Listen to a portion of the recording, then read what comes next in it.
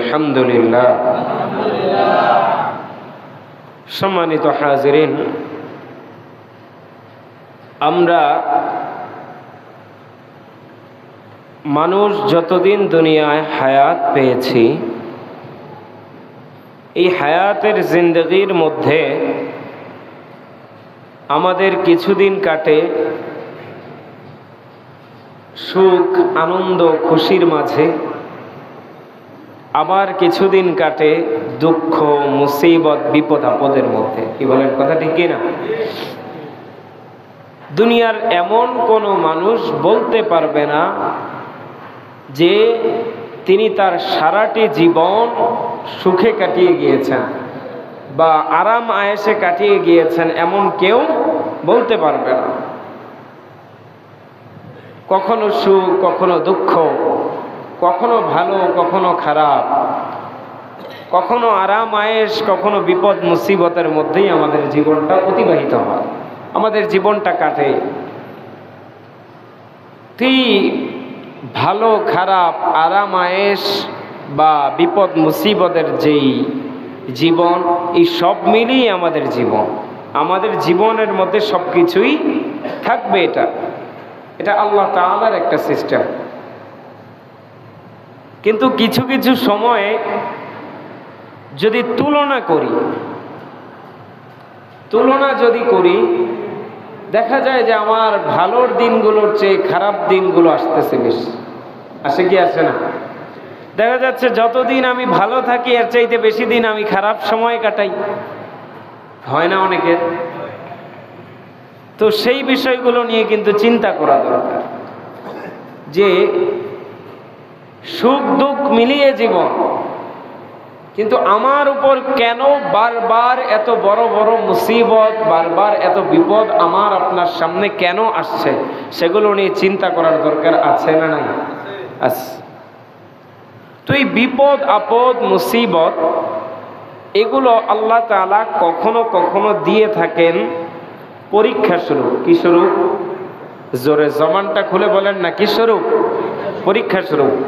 যেই ব্যাপারে আল্লাহ তাআলা সূরা বাকারার আয়াত জানিয়ে দিয়েছেন। আল্লাহ বলেন, وَلَنَبْلُوَنَّكُمْ بِشَيْءٍ مِّنَ الْخَوْفِ وَالْجُوعِ وَنَقْصٍ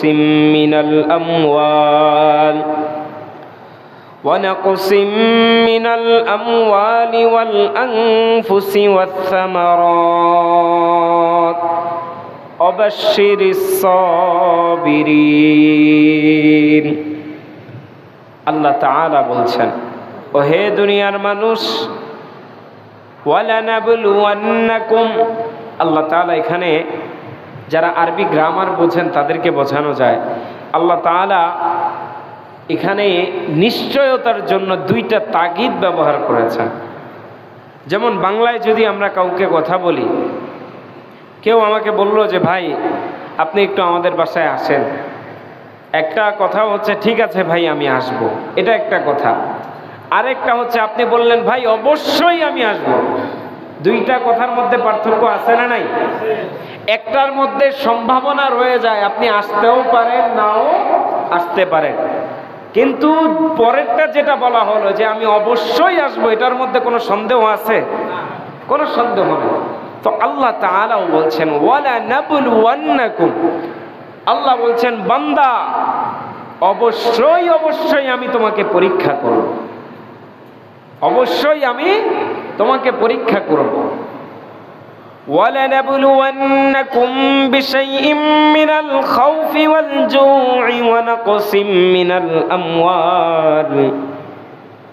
ওরে বান্দা, আমি তোমাকে কখনো কখনো পরীক্ষা করব ভয় দিয়া, কখনো তোমাকে ভয়ের মধ্যে ফেলে আমি আল্লাহ তোমার পরীক্ষা করব। ওয়াল জু', কখনো তোমাকে খাবার না দিয়ে আমি আল্লাহ পরীক্ষা করব। ক্ষুধার্ত রেখে আমি আল্লাহ কখনো কখনো তোমাকে পরীক্ষা করব। ওয়াল জু'i ওয়া নাকসিম মিনাল আমওয়াল, কখনো কখনো তোমার সম্পদের কমতি দিয়া সম্পদের মধ্যে সংকট ঘটায়া সম্পদকে সংকীর্ণ করে আমি আল্লাহ কখনো কখনো তোমাকে পরীক্ষা করব। এজন্য বলি, আমাদের অনেক সময় দেখা যায় দুনিয়ার মধ্যে আয় রোজগার করার জন্য কম চেষ্টা করছি না, সম্পদ জমানোর জন্য কম চেষ্টা করছি না, কিন্তু দেখা যায় অনেক সময় আমার পাশের মানুষটা 10 তলা বিল্ডিং এর মালিক হয়ে গেছে, কিন্তু আমি এত চেষ্টা করার পরও সম্পদের কোনো বাড়তি, সম্পদের কোনো উন্নতি দেখতে পাচ্ছি না। বন্ধুরে আমার, অধৈর্য হওয়ার কিছু নাই। আপনি যদি কোনো গুনাহের সাথে জড়িত না হয়ে থাকেন, তারপরে যদি দেখতে পান আপনার সম্পদের কোনো উন্নতি হয় না, বুঝে নেবেন আপনার সাথে আপনার আল্লাহ তাআলার প্রেম খেলা শুরু হয়ে গেছে। আপনার ঈমানের পরীক্ষা আমার আল্লাহ তাআলা নিতেছেন, বলেন না সুবহানাল্লাহ। অধৈর্য হওয়া যাবে না। সামনে বলতেছ আল্লাহ কখনো কখনো সম্পদ সংকটের মধ্যে ফেলে আল্লাহ পরীক্ষা করেন। ওয়াল আনফুস, কখনো কখনো আপনার জানের উপর ঝুঁকি দিয়ে আল্লাহ তাআলা পরীক্ষা করেন। কখনো কখনো আপনার জানের উপর ঝুঁকি দিয়ে আল্লাহ তাআলা পরীক্ষা করেন। রাস্তায় বের হইছেন, অতর্কিত একটা অ্যাক্সিডেন্ট আপনার উপর দিয়ে চলে আসলো, আপনার জীবন ঝুঁকির মধ্যে পড়ে গেল। বান্দারে, এই জীবনের উপর ঝুঁকি চলে আসলেও আল্লাহর উপর থেকে ভরসা হারানো যাবে? যাবে? আল্লাহ বলেন, বান্দা আমি তোমাদেরকে বিভিন্ন জিনিস দিয়া পরীক্ষা করব, ভয় দিয়া পরীক্ষা করব, ক্ষুধা দিয়া পরীক্ষা করব, সম্পদের সংকট দিয়া পরীক্ষা করব, কখনো জানের ঝুঁকি দিয়া আমি তোমাকে পরীক্ষা করব। ওয়াসসামারাত, তোমার যত ফসলাদি আছে ওই ফসলাদির মধ্যেও সংকট ঘটায় আমি আল্লাহ পরীক্ষা করব। এরকম ঘটনা গ্রাম এলাকায় আছে না নাই? ক্ষেত লাগাইছেন, হঠাৎ করে তাকায় দেখে বৃষ্টি পড়ে সব ফসলগুলা নষ্ট হয়ে গেছে, আছে না নাই? আল্লাহ বলেন, বান্দারে আমি তোমাকে বিভিন্ন সময় বিভিন্ন অবস্থা দিয়ে আমি আল্লাহ পরীক্ষা করব। বান্দা শুনে না, আমার পরীক্ষাগুলো যদি ধৈর্যের সাথে আমার দেওয়া পরীক্ষাগুলোর মধ্যে যদি কৃতকার্য হইতে পারো, আমি আল্লাহ তোমার জন্য জান্নাতের সুসংবাদ দিয়ে দিলাম। আরো জোরে বলেন না সুবহানাল্লাহ। আল্লাহ বলছেন, ওয়াবাশশিরিস সাবিরিন, ও নবী, ও আমার হাবিব, আমার যেই সমস্ত বান্দাদেরকে আমি বিভিন্ন সময় বিভিন্ন অবস্থা দিয়া পরীক্ষা করেছি এবং তারা আমার পরীক্ষাগুলোর উপর অধৈর্য হয় নাই। অধৈর্য হয়ে যাই না আমরা কখনো? আল্লাহ শুধু আমাকেই দেখলো, আর দুনিয়ার আর কোনো মানুষ পাই না, যত বিপদ খালি আল্লাহ আমারই দেয়, বলে কি বলে না? আল্লাহর বিপদ চলে আসলে, আল্লাহর দেওয়া পরীক্ষা সামনে আসলে যদি এই সমস্ত বাক্য উচ্চারণ করি, আল্লাহ কি আমার উপর খুশি হবেন না বেজার হবেন? আর একটু আস্তে বলেন, খুশি হবেন না বেজার হবেন? বিশেষ করে এই বাক্য চয়নগুলা, যেই বাক্যগুলো আমি বললাম, এই বাক্য চয়নগুলা বেশিরভাগ ক্ষেত্রে আমার আপনার মা বোনেরা বেশি বলে থাকেন।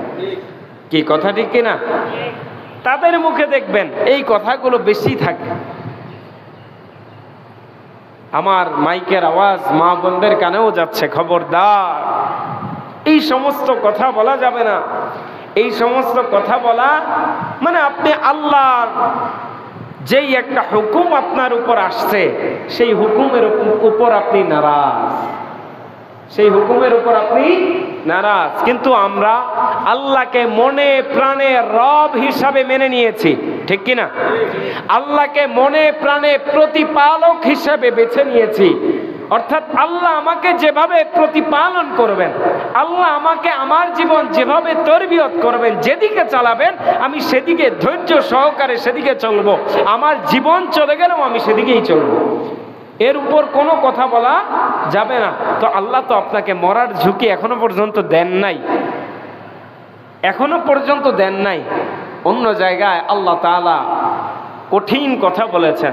সূরা আলে ইমরানের মধ্যে আল্লাহ বলেন, আম হাসিবতুম আন তাদখুলুল জান্নাহ ওয়ালাম্মা ইয়া'লামিল্লাহুল্লাযীনা জাহাদু মিনকুম ওয়া ইয়া'লামাস সাবিরিন। অন্য আয়াতে সূরা বাকারার মধ্যে আল্লাহ বলেন, আম হাসিবতুম আন তাদখুলুল জান্নাহ ওয়ালাম্মা ইয়াতিকুম মাসালুল লাযীনা খালাউ মিন ক্বাবলিকুম। আল্লাহ বলেন, দুনিয়ার মানুষ তোমরা কি ধারণা করেছো তোমরা এত সহজেই জান্নাতে চলে যাবা? না না না, এত সহজ না জান্নাতে যাওয়া। অথচ তোমাদের উপর পূর্ববর্তী লোকদের বিপদ আপদের এক কোনা বিপদও তোমাদের উপর আসে নাই। তারপরও তোমরা চিন্তা করছো আমরা 5 ওয়াক্ত নামাজ পড়লাম, রমজান মাসে রোজা রাখলাম, গান বাজনাও শুনলাম, যা মন চায় করলাম, তারপরও মনে হয় আমার ঠিকানা জান্নাত। এই জান্নাত পাওয়া এত সোজা? আল্লাহ বলছেন, মাসাতুহুমুল বাসা ওয়াদ-দাররা ওয়া যুলজিলু। তাদেরকে এমন বিপদ আক্রান্ত করেছে, এত ক্ষতি তাদের হয়েছে, আল্লাহ তাআলা এমন এমন বিপদ দিয়ে তাদেরকে পরীক্ষা করেছেন, এমন ভাবে ক্ষতিগ্রস্ত করে তাদেরকে পরীক্ষা করেছেন যে তারা একটা পর্যায়ে আল্লাহর দিকে নিরাশ হয়ে তাকিয়েছিল, অপেক্ষায় ছিল মাতা নাসরুল্লাহ, আর বলতেছিল আল্লাহর সাহায্য কখন আসবে, আল্লাহ ছাড়া আমাদের আর বাঁচানোর কেউ নাই। অথচ আমাদের সামনে তো এখন ওই পরিস্থিতি আসে নাই, কিন্তু তার আগেই আমরা চিন্তা করতেছি আমরা জান্নাতে চলে যাব। এ বন্ধু আমার, আল্লাহ 2-1টা পরীক্ষা যদিও দেন, অধৈর্য হয়ে যায়, সবর করতে পারি না, ধৈর্য হারা হয়ে যায়। তারপরও চিন্তা করছি আমি আপনি জান্নাতে যাব। জান্নাতে যাওয়া এত সোজা? তো যেটা বললাম, আল্লাহ আমাদেরকে কখনো কখনো বিপদ আপদ মুসিবত এগুলো কি স্বরূপ দেন? পরীক্ষা স্বরূপ, পরীক্ষা করার জন্য যে বান্দা আমার আমি আল্লাহকে রব বলে মানে আসলেই কি মানে কি না, সে বর্তমানে ভালো অবস্থানে আছে, তাই আমি রবকে বলতেছে আল্লাহ তোমাকে আমি মানি, তোমার হুকুম আমি পালন করি। দেখি বান্দার মুর্দার উল্টা পিঠটা দিয়ে দেখি যে বান্দা ভালো অবস্থানে আছে, উল্টায়া খারাপ অবস্থানটা দিয়ে দেখি সে আমাকে কতটুকু মানে। যদি বান্দা দোনো পিঠে একই অবস্থানেই থাকে তাহলেই বোঝা যাবে সে আমার খাঁটি গোলাম। আর যদি বান্দা ভালো অবস্থায় না থাকে, যেমনটা আল্লাহ তাআলা সূরা ফজরের মধ্যে বলে, ফাআম্মাল ইনসানু ইযা মাবতালাহু রাব্বুহু ফাআকরামাহু ওয়া না'আমাহু ফায়াকুলু রাব্বি আকরামান। আল্লাহ বলেন আমি মানুষকে যখন নিয়ামত দিয়ে পরীক্ষা করি, আমি যখন মানুষকে সম্মান দেই, আমি মানুষকে যখন নিয়ামত দিতে থাকি, তখন সে বলতে থাকে ফায়াকুলু রাব্বি আকরামান, আমার রব আমাকে সম্মানিত করেছে, আমি আমার রবকে মানি, আমি আমার রবের হুকুম মেনে চলি। আল্লাহ পরবর্তী আয়াতে বলতেছেন ওয়া আম্মাল ইনসান ওয়া আম্মা ইযা মাবতালাহু ফাকাদারা আলাইহি রিজকাহ, কিন্তু যখন আমি আমার বান্দার রিজিককে কমায়া দেই, তার রিজিককে সংকুচিত করে দেই, তখন বান্দা আমার উপর নাখোশ হয়ে যায়। তখন সে বলতে থাকে ফায়াকুলু রাব্বি আহানান, আমার রব আমাকে লাঞ্ছিত করেছেন, অপদস্থ করেছেন। চিল্লা বলেন নাউজুবিল্লাহ। সুতরাং আমার সুখে দুঃখে সব সময় রাজি খুশি থাকতে হবে কার উপর? জবানটা খুলে বলেন না কার উপর? 1 নম্বর বললাম আল্লাহ আমাদেরকে পরীক্ষা করেন, আল্লাহ আমাদেরকে বিপদ আপদ দেন পরীক্ষা করার জন্য। ঈমানের পরীক্ষা করার জন্য। যেমন পরীক্ষা হযরত ইব্রাহিম আলাইহিস সালাতু ওয়াস সালাম জীবনের ক্ষণে ক্ষণে দিয়েছেন, জীবনের ক্ষণে ক্ষণে পরীক্ষা দিয়েছেন। কিন্তু আল্লাহর এত খাঁটি গোলাম তিনি ছিলেন, আল্লাহ তাকে তার জীবনে যত পরীক্ষা আল্লাহ করেছেন, নবী ইব্রাহিম আলাইহিস সালাতু ওয়াস সালাম একটা পরীক্ষার মধ্যেও ফেল করেন নাই। আরো জোরে বলেন না সুবহানাল্লাহ। এই সার্টিফিকেট দুনিয়ার কেউ দেয় নাই, দিয়েছেন কে? চিল্লায় আওয়াজ দিয়ে বলেন না কে?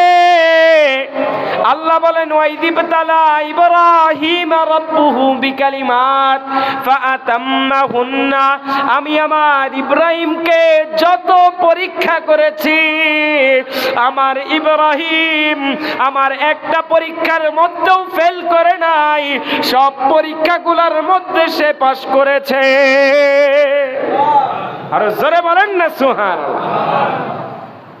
আল্লাহ বলেন বান্দা কখনো কখনো তোমাকে আমি বিপদ আপদ দেই পরীক্ষা করার জন্য।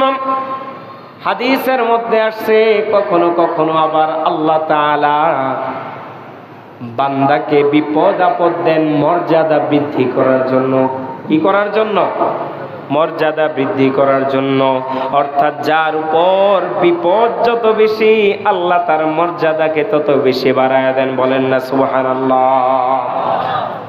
হযরত সাদ ইবনে আবি ওয়াক্কাস রাদিয়াল্লাহু তাআলা আনহু থেকে হাদিসটা বর্ণিত।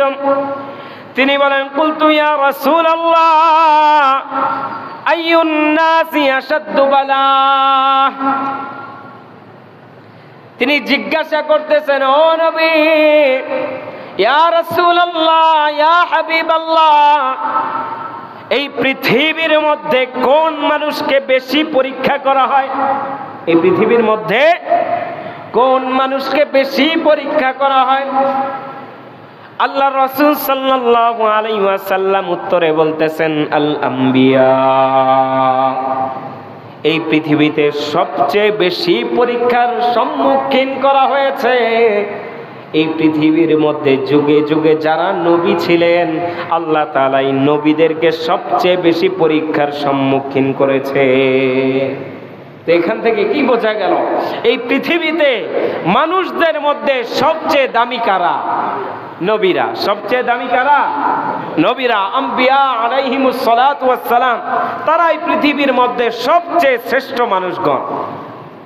তো তারা যেহেতু এই পৃথিবীতে সবচেয়ে বেশি শ্রেষ্ঠ, তাদের উপর আল্লাহ তাআলার পরীক্ষাও তত বেশি ছিল। আল্লাহর নবী পরবর্তীতে জানিয়ে দিচ্ছেন, সুম্মাল আমসাল ফাল আমসাল। তারপর সাহাবী আবার জিজ্ঞাসা করলেন যে তারপর কারা? আল্লাহর নবী বললেন, নবীদের নিচে যাদের অবস্থান তাদের উপর তারপরে সবচেয়ে বেশি বিপদ আসে, তারপরে যাদের অবস্থান তারপরে তাদের উপর সবচেয়ে বেশি বিপদ আসে। এরকম ভাবে দুনিয়ার মধ্যে যে যেই অবস্থানে আছে, আল্লাহ বিপদ আপদ দেওয়ার মাধ্যমে তার মর্যাদাকে আস্তে আস্তে বাড়াইতে থাকেন। বলেন না সুবহানাল্লাহ। এক নম্বর জানলাম, আল্লাহ আমাদেরকে বিপদ আপদ দেন পরীক্ষা করার জন্য। মুখস্থ করে নেন, আল্লাহ আমাদেরকে বিপদ আপদ দেন পরীক্ষা করার জন্য। দ্বিতীয় নম্বর জানলাম, আল্লাহ তাআলা আমাদেরকে বিপদ আপদ দেন মর্যাদা বৃদ্ধি করার জন্য। কি করার জন্য? মর্যাদা বৃদ্ধি করার জন্য। তৃতীয় নম্বর সেটা হচ্ছে আল্লাহ তাআলা আমাদের উপর অনেক সময় বিপদ আপদ দেন আমার আপনার গুনাহের কারণে। আমার আপনার গুনাহের কারণে আল্লাহ তাআলা আমাকে আপনার উপর বিপদ আপদ দেন, যেটা আল্লাহ তাআলা সূরা রুমের আয়াতে জানিয়ে দেন। 21 পারার 7 নম্বর পৃষ্ঠার শেষের আয়াত আল্লাহ তাআলা বলছেন, যাহারাল ফাসাদু ফিল বাররি ওয়াল বাহরি বিমা কাসাবাত আইদিন নাস। যে তোমরা জমিনের মধ্যে, জমিনে এবং জলে স্থলে যত বিপর্যয় তোমরা দেখতে পাও, এই সব কিছু মানুষের হাতের কামাই। এই সব কিছু মানুষের হাতের কামাই। আল্লাহ বলছেন, দুনিয়ার কেউ বলে নাই। যখন আমার আপনার মধ্যে গুনাহের প্রাদুর্ভাব বেড়ে যাবে, তখন আল্লাহ তাআলা আস্তে আস্তে আমার আপনার উপর থেকে রহমত উঠায় নিতে থাকবেন। আমার আপনার উপর থেকে রহমত উঠায় নিতে থাকবেন। আর যত বেশি আমি আপনি গুনাহের দিকে নিমজ্জিত হয়ে যাব, আল্লাহ তাআলা আস্তে আস্তে আপনার সব দিক থেকে নিয়ামতগুলো আস্তে আস্তে ছিনায় নিতে থাকবেন। আমি গত সপ্তাহে একটা আয়াত তেলাওয়াত করেছিলাম, মনে আছে আপনাদের হয়তোবা, যে আল্লাহ বলেছেন, লা ইন শাকারতুম লা আযীদান্নাকুম ওয়া লা ইন কাফারতুম ইন্না আযাবি লাশাদীদ। আল্লাহ বলেছেন যে বান্দা, আমি তোমাকে নিয়ামত দিয়ে দুনিয়ায় পাঠিয়েছি। তোমার চোখ আছে, চোখ আমি আল্লাহর একটা নিয়ামত। তোমার কান আছে, এই কান আমি আল্লাহর একটা নিয়ামত। হাত আছে, হাত আমি আল্লাহর একটা নিয়ামত। পা আছে, পাও আমি আল্লাহর একটা নিয়ামত। দুনিয়ায় যা খাচ্ছ প্রত্যেকটাই আমি আল্লাহর নিয়ামত। যেই মাটির উপর বিচরণ করো, মাটিও আমি আল্লাহর নিয়ামত। এই নিয়ামতগুলোর যদি শুকরিয়া আদায় করো, শুকরিয়ার অর্থ এটা না আপনি সারাদিন তসবিহ নিয়ে শুধু আলহামদুলিল্লাহ আলহামদুলিল্লাহ পড়বেন। শুকরিয়ার অর্থ এটা না। শুকরিয়ার কয়েকটা অর্থ আছে, শুকরিয়ার কয়েকটা প্রকার আছে। একটা হচ্ছে আপনি জবানের মাধ্যমে শুকরিয়া আদায় করা। একটা কি? জবানের মাধ্যমে শুকরিয়া আদায় করা। আর শুকরু বিল লিসান, জবানের মাধ্যমে শুকরিয়া আদায় করা। আরেকটা হচ্ছে আপনার যেই অঙ্গ প্রত্যঙ্গ নামক নিয়ামত আল্লাহ তাআলা দিয়েছেন, সেই অঙ্গ প্রত্যঙ্গ দিয়ে আল্লাহ তাআলা শুকরিয়া আদায় করা। বলতে পারবেন যে হুজুর, জবান না হয় জবান দিয়ে শুকরিয়া আদায় করা যায়, যে আলহামদুলিল্লাহ আলহামদুলিল্লাহ আমি আল্লাহর কৃতজ্ঞতা জ্ঞাপন করছি। তো অঙ্গ প্রত্যঙ্গ দিয়ে কিভাবে শুকরিয়া আদায় করব? অঙ্গ প্রত্যঙ্গ দিয়ে শুকরিয়া আদায় করবেন এভাবে, আপনার হাত নামক নিয়ামত আল্লাহ তাআলা দিয়েছেন। এই হাতটাকে যদি আপনি খারাপ কাজের দিকে না লাগিয়ে ভালো কাজের দিকে লাগাইতে পারেন, এটাই হচ্ছে হাতের শুকরিয়া। আপনার কান আল্লাহ দিয়েছেন, কানকে যদি খারাপ অশ্লীল গান বাজনা অশ্লীল কথাবার্তা থেকে বিরত রেখে আল্লাহ যেই জিনিস শ্রবণ করার কথা বারবার কোরআনের মধ্যে, রাসূল হাদিসের মধ্যে বলে গেছেন, সেই জিনিস যদি আপনার কান দিয়ে আপনি শ্রবণ করতে পারেন, এটা হবে কানের শুকরিয়া। আপনার চোখ আল্লাহ দিয়েছেন নিয়ামত স্বরূপ। এই চোখ দিয়ে যেদিকে তাকানো আল্লাহ তাআলা হারাম করেছেন, সেদিক থেকে চোখ থেকে বিরত রেখে আপনি যদি চোখটাকে আল্লাহ যেই সমস্ত নিয়ামত দেখার কথা বলেছেন, সেই নিয়ামতগুলো যদি দেখতে পারেন, এটা হবে চোখের শুকরিয়া। বুঝতে পারতেছেন তো কথা? আপনার পায়ের শুকরিয়া হবে আপনার পা। যেদিকে আপনার পা যেতে আল্লাহ তাআলা নিষেধ করেছেন, যেদিকে পা ফেলতে নিষেধ করেছেন, সেদিকে পা ফেলা থেকে বিরত রেখে ভালো কাজের দিকে পা ফেলা, এটা হবে আপনার জিনিসের শুকরিয়া। তো আমরা শুধুমাত্র জবানের শুকরিয়াটাই বুঝি, আমাদের যে অঙ্গ প্রত্যঙ্গের শুকরিয়া আছে সেটা আমরা বুঝি না। আমাকে আল্লাহ তাআলা এত সুন্দর একটা বডি দিয়েছেন, এখন এত সুন্দর একটা দেহের শুকরিয়া কিভাবে হবে? আমি আপনি যখন আল্লাহর হুকুম সুন্দরভাবে পালন করব, তখন এই দেহের শুকরিয়া আদায় হবে। নতুবা এই দেহের শুকরিয়া আদায় করা হবে না। আর যদি আমি আপনি এই শুকরিয়া আদায় করতে না পারি, তাহলে প্রিয় ভাই আমার, ওই কিয়ামতের দিন আল্লাহর আদালতে ধরা পড়ে যেতে হবে। কারণ ওই কিয়ামতের দিন আল্লাহর সামনে হিসাব দেওয়া ছাড়া কোনো ব্যক্তি জান্নাতে প্রবেশ করতে পারবে। আল্লাহ তাআলা প্রত্যেকটা নিয়ামতের হিসাব চাইবেন। ওই কিয়ামতের দিন গিয়ে বুঝবেন যে এক গ্লাস পানি নামক নিয়ামত আমি আপনি খাইছি, এই পানির কত দাম, এই পানির কত দাম। সুন্দর প্রত্যেকটা মুহূর্তে মুহূর্তে আমি আপনি নিঃশ্বাস নামক একটা নিয়ামত পেয়েছিলাম, এই নিয়ামতের কত দাম। শুকরিয়া তো আদায় করছি না। আরে ভাই, আল্লাহর শুকরিয়া তো এমন জিনিস, আল্লাহর গুণগান গাওয়া তো এমন জিনিস, আমি আপনি কি শেষ করব। আল্লাহই বলছেন, কুল লাউ কানাল বাহরু মিদাদান লিকালিমাতি রাব্বি লানাফিদাল বাহরু ক্বাবলা আন তানফাদা কালিমাতু রাব্বি ওয়ালাউ জিনা বিমিসলিহি মাদাদা। আল্লাহ সূরা কাহাফের মধ্যে বলতেছেন, যে দুনিয়ার মানুষ, আল্লাহর হাবিবকে ডাক দিয়ে বলছেন, দুনিয়ার মানুষকে জানায় দেন আপনি যে লাউ কানাল বাহরু মিদাদা লিকালিমাতি রাব্বি, যে দুনিয়ার মানুষ যদি তার রবের গুণগান লেখার জন্য তারা যদি এই পৃথিবীতে 3 ভাগ পানি না, কি বলেন 3 ভাগ পানি না, এই 3 ভাগ পানি অর্থাৎ এই পৃথিবীতে যত পানি আছে সমস্ত পানিগুলোকে যদি কালি বানায় ফেলে, কি বানায় ফেলে, কালি যদি বানায় ফেলে, আর এই কালি দিয়ে যদি তার রবের গুণগান লেখা শুরু করে, এই কালি শেষ হয়ে যাবে, তারপরও তার রবের একটা নিয়ামতের গুণগান লেখা শেষ হবে না। বলেন না সুবহানাল্লাহ, আরো আসতে বলেন সুবহানাল্লাহ। শুধু তাই নয়, আল্লাহ বলছেন যে এই সাগরের পানি শেষ হয়ে যাবে, যদি আবারও আরেকটা সাগর এরকম আনা হয়, আরো এরকম পৃথিবীতে পানি দিয়ে দেওয়া হয়, আবারও যদি ওই পানি দিয়ে কালি বানানো হয়, তারপরও তার রবের একটা নিয়ামতের গুণগান লিখে শেষ করা যাবে না। বলেন না আল্লাহু আকবার, আরো জোরে বলেন না আল্লাহু আকবার। সুতরাং আল্লাহর নিয়ামতের গুণগান শুকরিয়া আদায় করার ক্ষমতা আমাদের, কিন্তু আমার যতটুকু চেষ্টা আমার আপনার করা লাগবে কি লাগবে না, লাগবে কি লাগবে না। কারণ আল্লাহ কিন্তু আমাদের কাছে অন্য কিছু চান নাই। আল্লাহ একটা কথাই বলেছেন, বান্দা দুনিয়ায় যা নিয়ামত চেয়েছো আমি আল্লাহ তোমাকে দিয়েছি, চাওয়া একটাই, ইল্লা লিয়াবুদুন ওয়া কাদা রাব্বুকা আল্লা তা'বুদু ইল্লা, চাওয়া একটাই, ইবাদত করব কার।